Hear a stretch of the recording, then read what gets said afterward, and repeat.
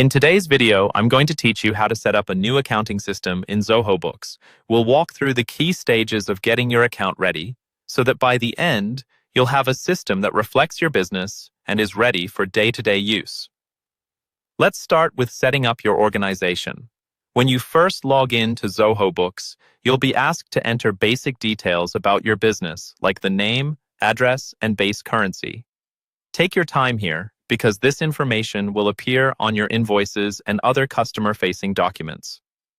Once the basics are in place, head over to the Settings area and look for the Modules section. This is where you choose what parts of Zoho Books you actually want to use, such as estimates, sales orders, and purchase orders.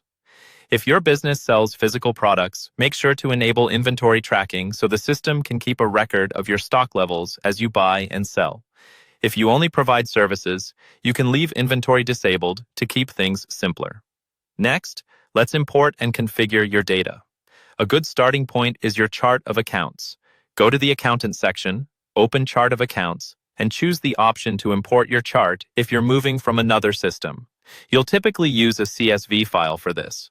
If you're starting from scratch or just need a few extra accounts, you can create them manually using the New Account option. Try to mirror the structure your accountant expects so your reports make sense later. After that, add your customers and vendors. You can enter them one by one or import them in bulk from a CSV. For each contact, fill in their details carefully, including addresses and payment terms, and don't forget any opening balances they might have, like unpaid invoices or outstanding bills. This helps Zoho Books pick up where your old system left off. Now, add the items your business sells. These can be products, services, or both.